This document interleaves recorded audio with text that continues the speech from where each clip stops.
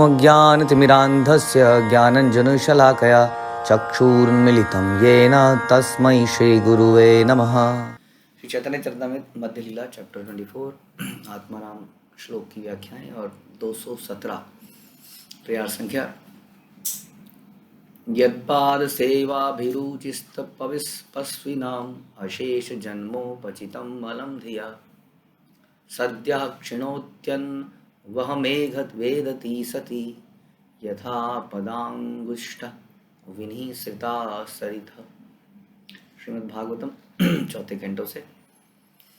प्रेमा भक्ति का आस्वाद गंगा नदी के जल के समान है जो भगवान कृष्ण के पैरों से निकलती है।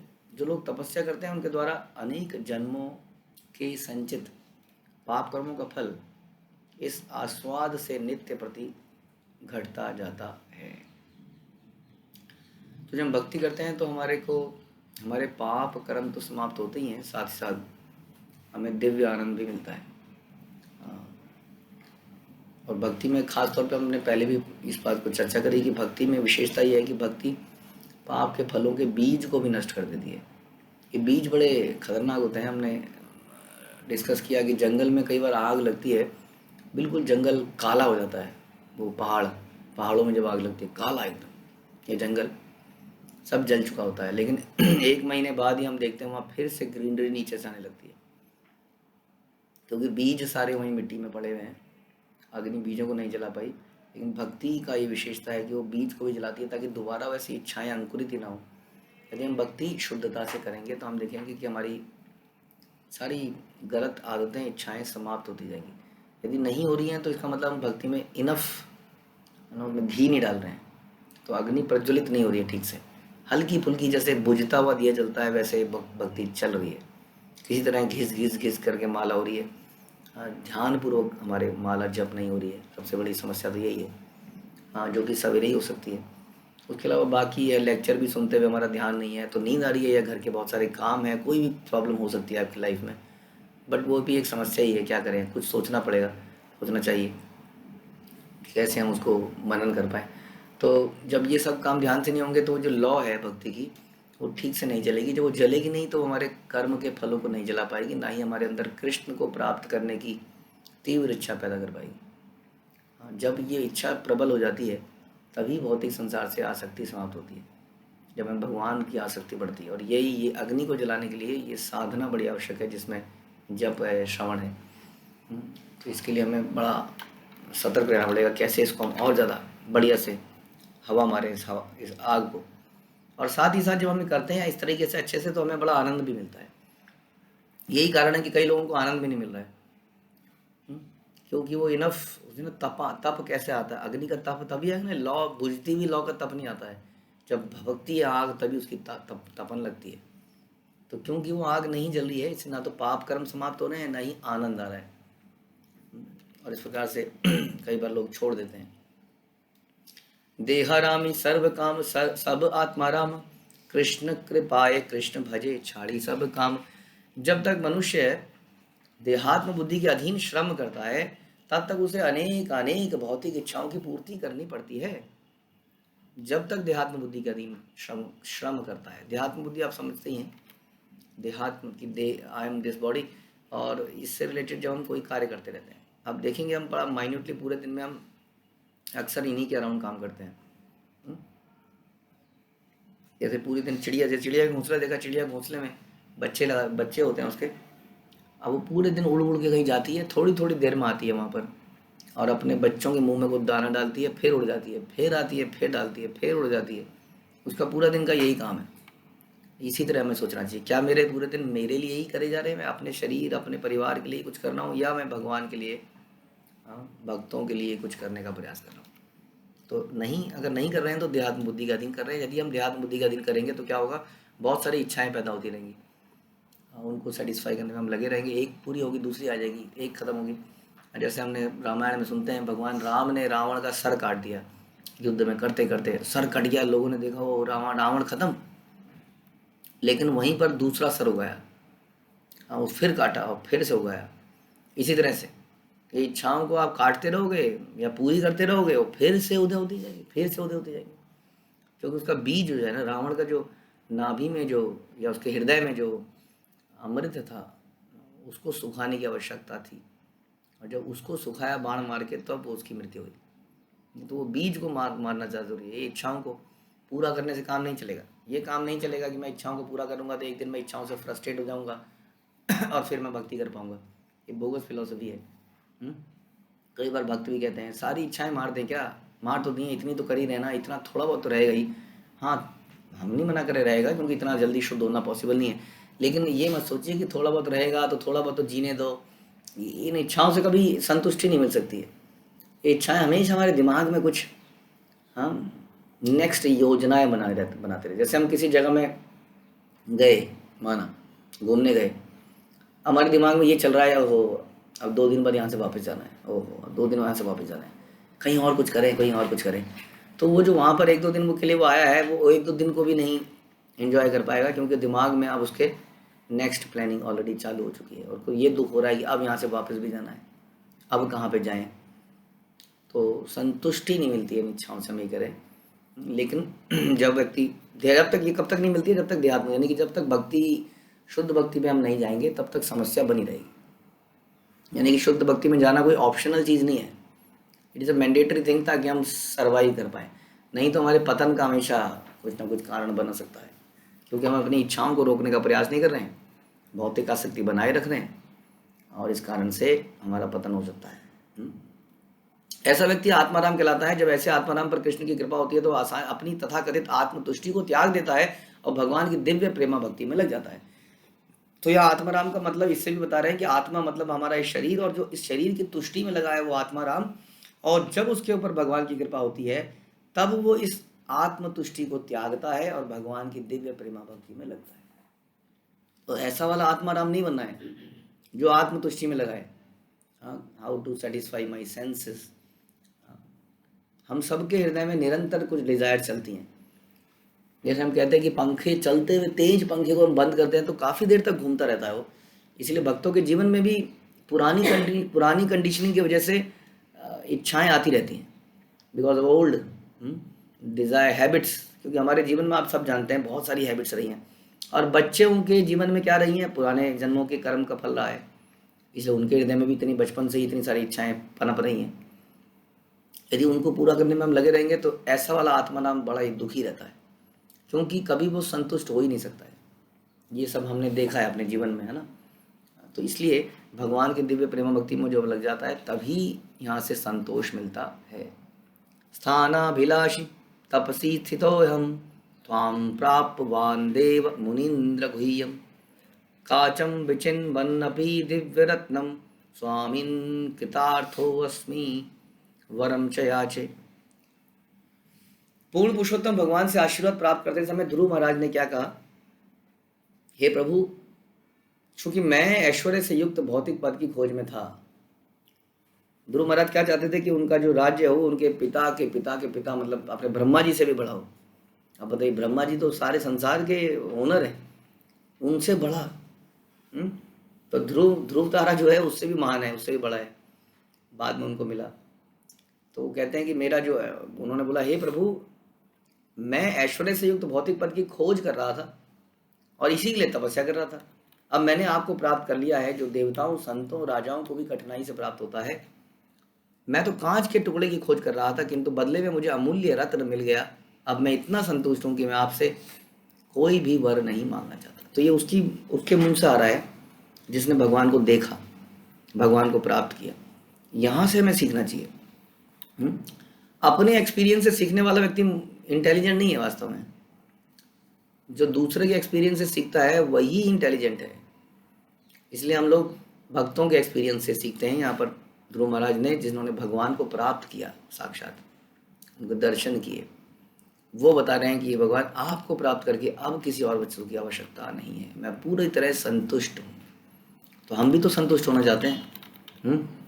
उसके लिए हम लोग गर्मियों में संतुष्ट होने के लिए वो एडवर्टीजमेंट आता है, ये पीजो, ये वाला मैंगो जूस, ये वाला ऑरेंज जूस, गर्मी से राहत।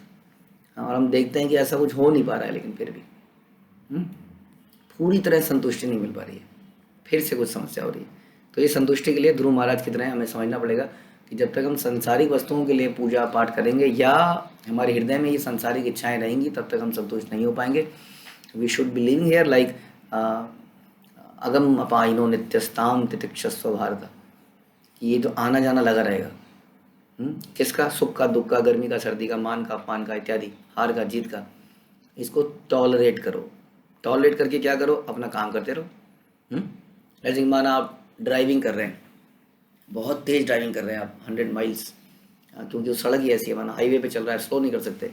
अब आपके पीछे से खुजली हो रही है इधर इधर, आप क्या करेंगे? अगर ऐसे खुजली कर रहा है इतनी देर में तो उड़ जाएगी गाड़ी, तो आप किसी तरह से चलाए जाएंगे, तो थोड़ी देर सहन करेंगे, सहन कर देखेंगे वो खुजली गायब हो जाती है। अगर आपने खुजली करनी जारी रखी, बहुत खतरा है। हाँ, तो यानी कि तितिक्षस्व ये जो हम कह रहे हैं, टॉलरेट करके करना क्या है? टॉलरेट करके मतलब फोकस बना के रखो अपना और टॉलरेट करते रहो। उसके चक्कर में लगे रहे तो रास्ता भटक जाओगे, गाड़ी की स्पीड करनी पड़ेगी, बार बार हर 2 सेकंड पे गाड़ी को रोकोगे और खुजली करोगे और फिर आगे चलोगे। हाँ, तो रास्ते में बहुत लेट पहुँचोगे। इसलिए जो बीच बीच में खुजली मचती है ना दिमाग में, इसको सेटिस्फाई करने की ज़रूरत नहीं है, इसको टॉलरेट करने की आवश्यकता है। यही सीखना है, यही सिखाना है, इसका कोई उपाय नहीं है। कई सारे लोग कई सारे सॉल्यूशन मांगते हैं, प्रभु जी ये कैसे कर लें, प्रभु जी वो कैसे कर लें, ये कैसे कर लें, ये मुझे डांट रहा है, ये मुझे मार रहा है, ये बदतमीजी कर रहा है, ये ऐसे कर रहा है, ये मेरी बात नहीं सुन रहा है। हाँ, क्या करें क्या करें, सैलरी नहीं बढ़ रही है, ये नहीं हो रहा है, वो नहीं हो रहा है। तो वास्तविकता में ये सब प्रॉब्लम तो है, ये तो भगवान ने डाली है संसार में जानबूझ के, ताकि जीव को समझ में आए। हाँ, rather than solving we should focus जो हमारा रियल पर्पस है, इसको टॉलरेट करना पड़ेगा। इन सारी चीज़ों को टॉलरेट करना, जो नहीं करेगा वो रह जाएगा पीछे, और कुछ नहीं। यही चारी अर्थ सा हैला 23 अर्थ आर 3 अर्थ सुन परम समर्थ। पहले बताए गए श्लोक के अन्य 19 अर्थों के साथ यह आत्माराम 4 शब्द 4 और अर्थ देता है। 19 तो हो गए। जब इसका अर्थ देहात्म बुद्धि के अधीन श्रम करता हुआ लिया जाता है, इससे कुल मिलाकर 23 अर्थ हो जाते हैं। अब अन्य 3 अर्थ और सुनो जो अत्यंत उपयुक्त हैं। अब ये अर्थ जो आत्माराम का ले रहे हैं, वो किससे ले रहे हैं? देहात्म बुद्धि के अधीन श्रम करता हुआ। पहले हम आत्माराम समझ रहे थे आत्मा से, अब देह से आत्मा को मान रहे हैं। तो 3 अर्थ और बता रहे हैं चैतन्य महाप्रभु, बता रहे हैं ये 3 और अर्थ समझे जाते हैं जब च का अर्थ कालांतर में लिया जाता है, और दूसरा च का अर्थ एव लिया जाता है, और तीसरा तथा अपि का अर्थ निंदा लिया जाता है, और तीसरा है निर्ग्रंथ का अर्थ जो अत्यंत निर्धन है। यहाँ पे निर्ग्रंथ निर्धन से लिया जा रहा है। च शब्दे समुच्चयार अर्थ कहे आत्मा रामस्य मुन यश्च कृष्णेर भजय। जैसा कि ऊपर कहा जा चुका है, च का प्रयोग समुच्चय के अर्थ में भी किया जा सकता है। इस अर्थ के अनुसार सारे आत्माराम तथा मुनि कृष्ण की सेवा में लगे रहते हैं। समुच्चय के अतिरिक्त भी च शब्द का एक अन्य अर्थ है। फिर बता रहे हैं कि निर्ग्रंथा हय्या इहा अपि निर्धारणे रामश्च कृष्णश्च यथा विहरहे वने। निर्ग्रंथा शब्द विशेषण की तरह प्रयुक्त हो सकता है, और अपि शब्द निश्चयात्मा के लिए। उदाहरणार्थ रामाश्च कृष्णश्च का अर्थ है कि राम तथा कृष्ण दोनों जंगल में विचरण करना पसंद करते हैं। च दोनों एंड, क्योंकि यह कहा गया है कि राम और कृष्ण दोनों वन में भ्रमण का आनंद उठा रहे हैं, इससे यही समझा जाता है कि दोनों वन में भ्रमण का आस्वादन कर रहे हैं। च शब्द अन्य चय अर्थ कहे यार बटो भिक्षा मट गाम चानया चेत 6 प्रकार। च शब्द का अर्थ और भी है। इसका अभिप्राय है एक ही समय एक गौण कार्य का संपन्न होना। च के इस अर्थ को समझना अनवाचय कहलाता है। एक उदाहरण है, हे ब्रह्मचारी भिक्षा मांगने जाओ और साथ ही गांवों को ले जाओ। एक ही समय एक गौण कार्य का संपन्न होना, तो भिक्षा मांगने जाओ, साथ में गायों को भी ले जाओ, ऐसे भी यूज होता है। कृष्ण मनने मुनि कृष्ण सर्वदा भजया आत्मा रामा अपि भजे गौण अर्थ कया। वे संत पुरुष जो सदैव कृष्ण का ध्यान करते हैं, भगवत भक्ति में लगे रहते हैं। आत्मा राम भी भगवान की सेवा में व्यस्त रहते हैं, यही गौण अर्थ है। भगवान की सेवा में व्यस्त रहना, भगवत भक्ति में लगे रहना। च शब्द का अन्वाचय अर्थ सूचित करता है कि जब च 2 शब्दों के बीच में आता है तो इनमें से एक अधिक महत्वपूर्ण होता है, दूसरा गौण होता है। ठीक है, one is primary another is secondary. ये कीजिए और ये भी कीजिए, तो ये करना और ये भी कर लेना, तो ये करना हो गया महत्वपूर्ण शब्द, और साथ में ये भी कर लेना जब जा रहे हो, तो ये हो गया सेकेंडरी, गौण हो गया। उदाहरणार्थ, हे ब्रह्मचारी बाहर जाके भिक्षा मांगो और साथ ही गांव में गायें भी ले जाओ। तो भिक्षा मांगना है प्रमुख कार्य है, गायें लाना गौण कार्य है। या हम अगर इसको ऐसे बोलें कि हम सबको भगवान की भक्ति करनी चाहिए, साथ में अपने कर्तव्यों का पालन भी करना चाहिए। तो प्राइमरी काम यहाँ हो गया भक्ति करना, सेकेंडरी हो गया संसारी कर्तव्यों को निभाना, इस प्रकार। तो इसी तरह जो व्यक्ति सदैव कृष्ण का ध्यान करता है वह मुख्य रूप से उनकी सेवा में लगे रहने वाला कृष्ण भक्त है। अन्य आत्माराम भक्ति में गौण होते हैं। चाएवार्थे मुनया एव कृष्णेरा भजया आत्माराम अपि अपि गर्हा अर्थ कया। च शब्द इस निश्चय आत्मा का भी सूचक है कि संत पुरुष ही कृष्ण की भक्ति करने में व्यस्त हैं। आत्माराम अपि संधि में अपि का प्रयोग दोषारोपण निंदा करने में होता है। इसका अर्थ अभी बताएंगे। निर्ग्रंथ हइया ए दुहार विशेषण आर अर्थ शून्य ये छे साधु रसंगम। निर्ग्रंथ शब्द मुनि तथा आत्माराम दोनों की विशेषता बताने वाला विशेषण है। इसका एक अर्थ भी यह भी है कि तुम मुझसे सुन सकते हो, यह भक्त की संगति का सूचक है। अब मैं बताऊंगा कि किस तरह भक्त की संगति से निर्ग्रंथ भी भक्त बन सकता है। अब इन शब्दों को पिरोएंगे चैतन्य महाप्रभु। निर्गंत शब्द कहे तबे व्याध निर्धन साधु संगे सेह करे श्री कृष्ण भजन।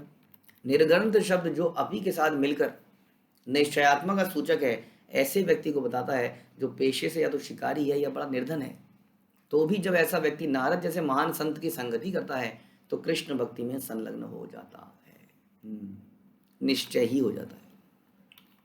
जब हम लोग, जैसे हम लोगों के साथ भी क्या हुआ, हम लोग बड़े निर्धन थे, भक्ति में निर्धन थे, वैसे हम में से कोई निर्धन रहा होगा, कोई अमीर भी रहा होगा, लेकिन वास्तविकता में हम निर्धन ही हैं। जैसे श्रील प्रभुपाद ने एक बार बताया था प्रेस कॉन्फ्रेंस में कि उन्होंने पूछा कि आप लोग इतने महंगे मंदिर बनाते हो, क्या मतलब गरीबों के लिए क्या किया आपने? इतने महंगे मंदिर में तो अमीर आदमी आएगा ना। प्रभुपाद ने कहा हमने बोर्ड थोड़ी रखा है कि इतने वाले इनकम वाले आ सकता है। हाँ, सभी के लिए मंदिर, तो अमीरों के लिए भी, गरीबों के लिए भी है। अगर अच्छा मंदिर बनाओगे तो उसमें अमीर भी आएगा, गरीब भी आएगा। अगर बेकार पूरा मंदिर बनाओगे तो उसमें हो सकता है अमीर व्यक्ति ना आए, लेकिन दुखी तो सारा भी है, दुखी तो अमीर भी है। प्रभुपाद ने बोला कि मेरे हिसाब से तो तुम भी दुखी हो। वो पत्रकार जो है एकदम से चिढ़ गया, हम तो दुखी नहीं है। तो प्रभुपाद ने कहा जिसके पास कृष्ण का प्रेम धन नहीं है वो दुखी है, कंगाल है, निर्धन है।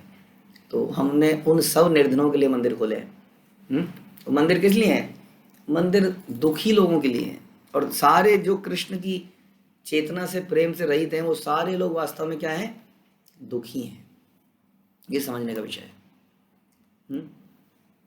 और उन सब के लिए ये है, ना कि किसी अमीर के लिए या गरीब के लिए। वास्तव में सब गरीबों के लिए है, क्योंकि जो अमीर व्यक्ति भी है और कृष्ण प्रेम धन नहीं है वो गरीब है। तो ऐसे व्यक्तियों को अमीर बनाने के लिए क्या करना पड़ता है? उन्हें अमीर लोगों का संग करना पड़ता है। हाँ, यानी कि जो भक्ति में अमीर है उनका संग करते हैं तो ये भी अमीर बन जाते हैं, है कि नहीं? कोई बिजनेसमैन है, उसके साथ एसोसिएट करोगे तो कोई ना कोई आइडिया देता रहेगा। तो क्या, देख मेरे को पता लगी अंदर की खबर, यहाँ पर ऐसा पैसा लगा दे, इस वाले बिजनेस में कर ले, ये ऐसा कर ले, ये माल खरीद ले, उसको पता है, उसी में घुसा हुआ है। तो उनके साथ रहने से आपको कई सारी टिप्स मिल जाती हैं। उसी तरह से जो भक्त रूपी, नाम रूपी, प्रेम रूपी अमीर है, वो भी आपको कई सारे आइडियाज़ बताता रहता है। ऐसा कर लो, ऐसा कर लो, अब ये कर लो, अब वहाँ चले जाओ, अब ये उत्सव है, अब ये कीर्तन है, अब ये कथा है, अब ये है, अब वो है। तो हम भी उसके साथ रह के अमीर बन जाते हैं। कृष्णारामश्च एव हय कृष्ण मनन व्याध हया हय पूज्य भागवतोत्तम। कृष्णा रामाष्ट शब्द उसका सूचक है जो कृष्ण के चिंतन में आनंद पाता है। भले ही ऐसा व्यक्ति शिकारी क्यों ना हो, फिर भी वह पूजनीय है और भक्तों में श्रेष्ठ है। उसकी अभी की पोजीशन को मत देखिए आप, ये मत देखिए कि क्या है, क्योंकि वो धीरे धीरे बहुत ही शीघ्रम, क्या है वो, क्षिप्रम भवति धर्मात्मा, बहुत ही जल्दी धर्मात्मा बन जाएगा वो। इसलिए उसकी अभी की प्रॉब्लम, उसकी अभी की सिचुएशन को मत देखिए, ये मत देखिए, देखिए क्या कर रहा है, क्या कर रहा है। देखिए, हमने तो नहीं सोचा था भक्तों के यहाँ पर भी आकर ऐसा होगा, ऐसा होता है भक्तों के बीच में भी। ये हमारी दोष दर्शन, हम ये नहीं देख पा रहे हैं कि वो भक्ति कर रहा है, प्रयास कर रहा है, उन्होंने एक समूह बनाया है, उसके अंदर कुछ ना कुछ प्रॉब्लम तो रहेंगी। क्या मैं शुद्ध हूँ? क्या मैं परफेक्ट हूँ? पता नहीं कैसे हम दूसरों में दोष देख लेते हैं, बड़ी हैरानी की बात है। तो कैसा भी क्यों ना हो भक्त, क्योंकि वो भगवान की भक्ति में लग गया है, इसलिए वह पूजनीय है वास्तव में। एक भक्त व्याधेर कथा सुन सावधाने, यहाँ हईते हया सत्संग महिमार ज्ञाने। अब मैं एक कथा सुनाऊंगा कि एक शिकारी किस तरह नारद मुनि जैसे महापुरुष की संगति से महान भक्त बन गया। इस कथा से शुद्ध भक्त की संगति की महानता को समझा जा सकता है। चैतन्य महापुरुष एम्फेसाइजिंग, बहुत एम्फेसाइज कर रहे हैं इस बात पर कि कैसे भक्तों की संगति अति आवश्यक है, even if it is inconvenient. अब इस कथा से सुनेंगे, जब भक्तों के साथ में आते इनकन्वीनियंस होती है थोड़ी सी। नारद मुनि बोलेंगे तुम छोड़ दो ये काम, तोड़ दो ये धनुष, हाँ छोड़ दो ये नौकरी, छोड़ दो ये छोकरी, छोड़ दो ये ख्याल, छोड़ दो ये, छोड़ दो वो। दिक्कत सी होती है। छोड़ दो ये मायके में बार बार फोन करते रहते हो, तुम 4 घंटे मायके में बिता देते हो, वो तुम्हारे दिमाग को, ऐसा अक्सर मेरे पास कंप्लेंट आती है कई बार, या प्रभु जी की भी आ सकती है, उनकी आ सकती कहीं पर ऐसी जगह में है वहाँ पे बहुत घंटों तक हम बात करते हैं, हमारी चेतना ही बदल जाती है। गंदे जी जब जब ऐसा होता है तब तक इनका मूड ही बदल, जब जब वहाँ से आती है तब तक इनका मूड ही बदल जाता है। ऐसा नहीं कि हर केस में ऐसा होता है, बट कहीं कहीं पर क्योंकि अवैष्णव का संग करने से हमारी चेतना में प्रभाव पड़ता ही है, लेकिन क्योंकि हमारी आसक्ति बनी हुई है तो हमारे पास फर्क पड़ता है।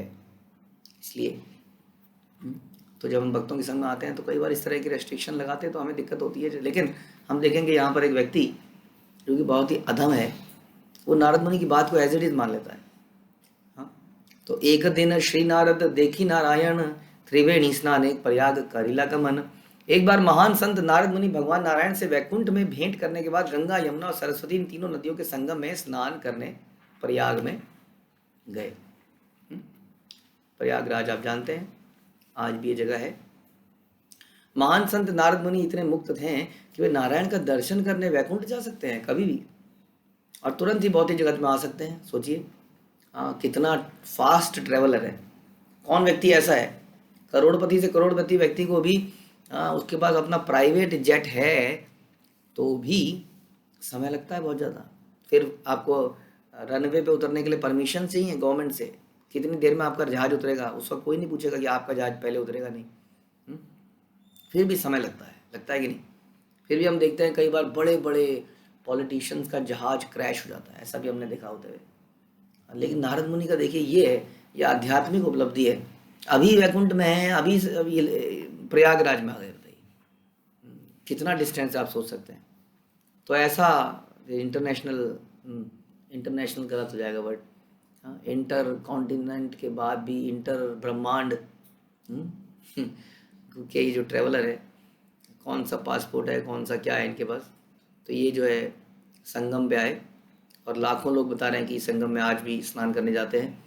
मुक्त व्यक्ति जिसका भौतिक शरीर नहीं है कहीं भी जा सकता है, इसलिए जीव स्वर्ग कहलाता है, अर्थात वह सर्वत्र जा सकता है। आजकल वैज्ञानिक अन्य ग्रहों पर जाने का बहुत प्रयास कर रहे हैं, किंतु वे अपने भौतिक शरीरों के कारण मुक्त रूप से गति करने के लिए स्वतंत्र नहीं है, नॉट पॉसिबल, बिकॉज इस शरीर की लिमिटेशन है ना, है कि नहीं। अब सन के पास आप कैसे जाएंगे बताइए। माना आपने एक विमान बना लिया जो सन की डिस्टेंस को ट्रेवल कर ले, लेकिन ये शरीर की लिमिटेशन है कि जैसे ही ये सूर्य के पास जाएगा ये गल के खत्म हो जाएगा, है कि नहीं। तो इसलिए मुश्किल है जाना, ये शरीर की लिमिटेशन, लेकिन आत्मा की लिमिटेशन नहीं है।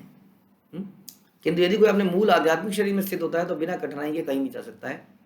इस भौतिक शरीर के भीतर सिद्ध लोक नामक एक ग्रह, सिद्ध लोक ऊपर के प्लैनेट सिस्टम में, जिसके निवासी किसी यंत्र या अंतरिक्ष रॉकेट के सहायता के बिना एक दूसरे ग्रह पर जा सकते हैं। भौतिक जगत में प्रत्येक ग्रह का अपना विशिष्ट लाभ है, किंतु आध्यात्मिक जगत में सारे ग्रह तथा उनके निवासी आध्यात्मिक शक्ति से बने हैं। क्योंकि आध्यात्मिक जगत में कोई भौतिक अवरोध नहीं है, इसलिए उसमें हर एक वस्तु एक सी होती है। तो फिर क्या होता है आगे सुनते हैं। वन पथे देखे मृग आछे भूमि पड़ी, बाण विद्ध भग्न पाद करे धड़ फड़ी। जंगल में जाते हुए नारद मुनि ने रास्ते में एक हिरण को पड़ा हुआ देखा। तो क्या देखते हैं कि हिरण, एक तीर उसके अंदर घुसा हुआ है और उसके पांव टूटे हुए हैं और वो तीव्र पीड़ा कर रहा है, ऐसा लगता है किसी ने उसके पांव को तोड़ दिया है। अब जनरली तो आदमी हिरण को दूर से तीर ऐसा मारता है कि उसको फाड़ दे और हिरण मर जाता है, लेकिन यहाँ ऐसा लगता है उसको मारा गया तीर इस प्रकार कि वो गिर जाए, उसके बाद उसके टांगों को तोड़ दिया गया। अब वो तड़प रहा है टूटी टांगों से और बाण वसी घुसा हुआ उसके शरीर में। आरकत दूरे एक देखे न शुकर, तैछे विद भग्न पाद करे धड़ फड़। दूसरी दूरी पर नारद मुनि ने तीर से बिंधा हुआ एक सुअर देखा, उसी तरीके से उसके भी पांव टूटे हुए थे और पीड़ा से तड़प रहा था। यानी कि तीर इस तरह से मारे गए थे कि वो मरे ना। हाँ, वो अधमरा सो के गिर जाए, जब वो गिर जाए तो उसके पाँव को तोड़ दिया जाए, पत्थर मार गया किसी चीज़ से। अब वो तड़पड़ाता रहे, तड़पता रहे, तड़पता रहे। ऐसा हो रहा था। धड़ फड़ एछे एक शशक देखे आरकत दूरे, जीवे र दुख देखी नारद व्याकुल अंतरे। जब ये और आगे बढ़े तो खरगोश को भी ऐसे तड़पते हुए देखा और नारद मुनि तो बड़ा परेशान हो गए, ये कैसी जगह है, इस जीवों को इतना कष्ट क्यों हो रहा है। उनको बड़ा हृदय में कष्ट हुआ, क्योंकि जो भक्त है वो दूसरों के कष्ट से कष्ट रहता है। लेकिन ध्यान रखिए, इमोशनल कष्ट नहीं देखता वो, केवल जानवरों का, बेचारा कुत्ता। कई बार मैं देखता हूँ कि लोग कुत्तों से बड़े प्रेम करते हैं।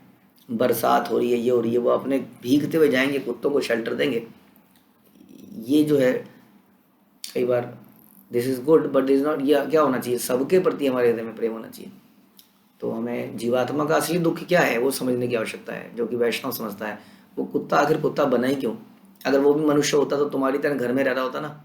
सबसे बड़ी समस्या तो ये है। और ज़रूरी नहीं है, ये जितने भी घर वाले लोग हैं थोड़े दिनों में ये गली के कुत्ते बन जाएंगे और गली के कुत्ते आगे आगे बढ़ के मनुष्य बन जाएंगे। तो जो आज गलियों में भौं भौं भौं कर रहे हैं, हो सकता है हमारे घरों में बाद में वो पैदा हो और हम गली में भौं भौं भौं करते हुए घूमें। तो इससे भी तो बचना है ना। कुत्ता बनने से बचाइए, आप तो बना ही दिया भगवान ने। तो ऐसा करना चाहिए कि कुत्ता बनने से बचाएं हम संसार को। बहुत जल्दी संसार कुत्ता बनने की तैयारी कर रही है। लस्टी डॉग, हाँ, ग्रीडी डॉग। गॉड गॉड क्या होता है, डॉग क्या होता है, ग्रीडी होता है, लार टपकाता रहता है हर चीज़ से। वो बिच के प्रति भी ग्रीडी है, खाने के प्रति भी ग्रीडी है।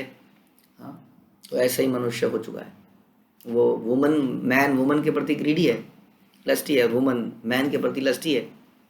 और प्रभुपाद क्या कहते थे कि man looks at the body of woman, और आदमी और जो लेडी है वो उसके धन को देखती है कि धन से कैसे एंजॉय करा जाए।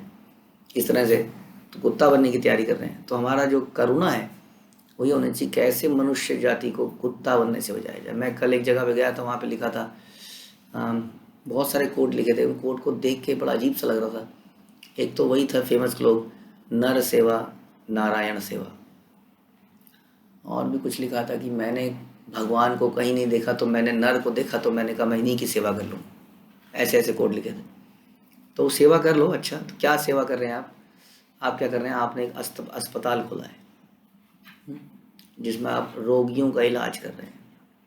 ये क्वेश्चन, कैसा कैसा अस्पताल है वो जहाँ पे केवल माना आपको पेन किलर दे दिया जाए और भगा दिया जाए, ये लो जी दर्द हो रहा है। एक हमारे जानकार थे, उनके किडनी में पत्थर था या कहीं था स्टोन, जहाँ भी था आई डोंट नो।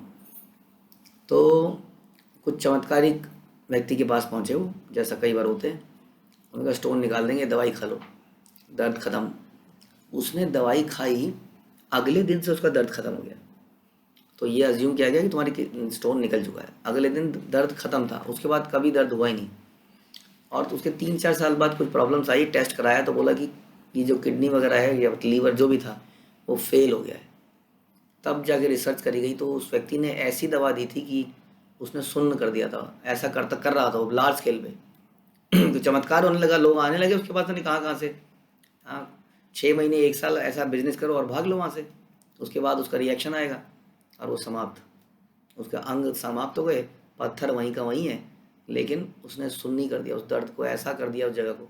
तो पेन किलर, कहने का मतलब है ऐसा अस्पताल जो आपकी सिम्टम को सॉल्व कर रहा है।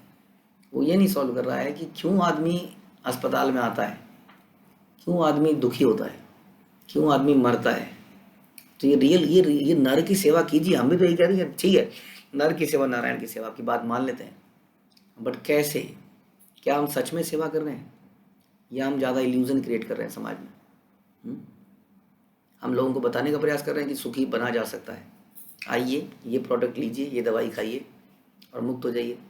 वास्तव में कोई भी व्यक्ति इस बीमारियों से मुक्त हो ही नहीं सकता है, क्योंकि ये 4 समस्याओं में से एक है। तो वास्तविक रूप से नर की सेवा क्या है कि उसको नारायण से मिलाया जाए, नारायण की सेवा में लगाया जाए। तो क्या होना चाहिए, ये एक स्लोगन होना चाहिए, कैसे नर नारायण की सेवा में लगे, तभी वो सुखी हो पाएगा। तो इसका प्रचार ये है रियल हमारा। तो ऐसी ऐसी करुणा भक्तों के हृदय में होती है, और यहाँ पे नारद मुनि ने भी ऐसी करुणा को देखा। अब नारद मुनि ने असली प्रॉब्लम की जड़ को समझने का प्रयास किया। नारद मुनि ने अपने चमत्कार से उनको ठीक करा, वो इम्पोर्टेंट नहीं है। इतने सारे दुखी जानवरों को देखा, तो क्या करते हैं नारद मुनि, कत दूरे देखे व्याग वेछे ओंत हइया मृग मरी बारे आछे बाण छुड़ युड़िया। जब नारद मुनि और आगे बढ़े तो उन्होंने एक वृक्ष के पीछे एक शिकारी को देखा। ये शिकारी तीर लिए था और एक और पशु को मारने के लिए बिल्कुल तैयार था, मारने के लिए या घायल करने के लिए, बोलिए। श्याम वर्ण रक्त नेत्र महाभयंकर धनुर्बाण हस्ते ये न यम दंड धर। इस शिकारी का शरीर काला था, उसकी आंखें लाल लाल थी और अत्यंत भयानक लग रहा था। ऐसा लग रहा था कि यमराज हो, और वहां पर अपने हाथों में धनुष बाण लिए खड़े हो। वो पेड़ के पीछे खड़ा है, खतरनाक दिख रहा है। पथ छाड़ी नारद तार निकट चलीला नारद देखी मृग सब पलाइया गेला। जब नारद मुनि जंगल का मार्ग छोड़कर शिकारी के पास गए तो सारे पशुओं ने एकदम से नारद के आदमी को आते हुए देखा, भाग गए वहां से। अब पशु क्या कर रहे थे, कुछ खाना पीना कर रहे थे, ये छुपके से उनको बाण मारने ही वाला था। नारद मुनि तुरंत उधर को गए तो पशु सारे भाग गए। क्रुद्ध हइया व्याघ व्याध तारे गाली दीते छाया नारद प्रभावे मुख्य गाली नहीं आया। जब सारे पशु भाग गए तो शिकारी को गाली देकर नारद को दंडित करना चाहा, लेकिन नारद के समय को बोल ही नहीं पाया, एक भी बुरा शब्द उसके मुंह से नहीं निकला। जब हम संतों के सामने से आते हैं तो हमारा दिमाग ठिकाने लग जाता है, कई बार चुप हो जाता है, एकदम चुप, एज इफ यार कितने शरीफ व्यक्ति है, और पीछे से खचड़ पचड़ सामने आएंगे तो चुप। तो वो बोल ही नहीं पाया, ऐसा प्रभाव होता है भक्तों का। गाली देने का मन कर रहा था, मेरे शिकार को भगा दिया। तो शिकारी नारद मुनि से क्या बोलता है, बड़े अच्छे से बोलता है, गोसाई प्रयाण पथ छाड़ी के न आइला तोमा देखी मोर लक्ष्य मृग पलाइला। हे गोस्वामी, हे महामुनि, आपने मेरे पास आने के लिए जंगल में से होकर जाने वाले मार्ग, सामान्य मार्ग को क्यों चुना? आपको देखते ही मेरे सारे शिकारी भाग गए, पशु भाग गए, क्या प्रयोजन है आपका, ऐसा क्यों किया आपने? नारद जी ने कहा, नारद कहे पथ भूली आई लांग पूछिते मने एक संशय है ताहे ताहा खंडाई थे। बोलते हैं कि मार्ग छोड़कर मैं तुम्हारे पास अपना एक संदेह दूर करने के लिए आया हूं। कई बार किसी व्यक्ति को इंपॉर्टेंस देना बड़ा जरूरी है ना। जब उसको अच्छा संदेह मेरे से, हाँ पूछो क्या पूछना चाहते हो, तो व्यक्ति को थोड़ी सी इंपॉर्टेंस दी जाती है तो वो आपको अटेंशन देता है। हाँ, संसारिक व्यक्ति ऐसी है जो कि अटेंशन चाहता है, सम्मान चाहता है। तो भक्तों को अनाप शराब तरीके से तिरस्कृत अगर लोगों को करोगे, हाँ, तो लोग तुम्हारी बात नहीं सुनेंगे हमारी। तो ऐसे में हम देखते हैं कई बार बड़े बड़े लोगों को सम्मानित किया जाता है, आइए बैठिए। अब देखा जाए तो घृणित व्यक्ति है, माया में लगा हुआ है, क्या उसका सम्मान। लेकिन हम देखते हैं, हम बुलाते हैं, आइए जी आप चीफ गेस्ट हैं, ये हैं, वो हैं, आपका सत्कार है। कई बार लोग कहते हैं क्या हो रहा है ये प्रभु जी, क्या ये बेकार के आदमी को माला पहनाई जा रही है? कुछ नहीं है। हाँ, माला पहनाने के बाद बकरे को काटते हैं ना, उसी तरह से उसके बुरे चरित्र को काटा जाएगा। लेकिन पहले उसको सम्मानित करना जरूरी है ताकि वो बात को सुने। अब वो सुनेगा तो उसके अंदर चेतना में परिवर्तन आएगा। पहले ही उसको अपमानित कर दोगे तो वो सुनेगा ही नहीं आपकी बात को। हाँ, तो बड़ी मतलब मैं संदेह होता है, संदेह, अच्छा मेरे से संदेह मैं दूर करूँगा? तो कहते हैं मैं आपसे एक संदेह दूर करने आया हूँ, और हमें ये संदेह है कि हम ये कथा को आगे नहीं कर पाएंगे, तो आगे कथा हम अगले सत्र में करेंगे। हरे कृष्णा। श्रील प्रभुपाद की जय, श्री चैतन्य चैतामृत की जय, कृष्णदास कविराज की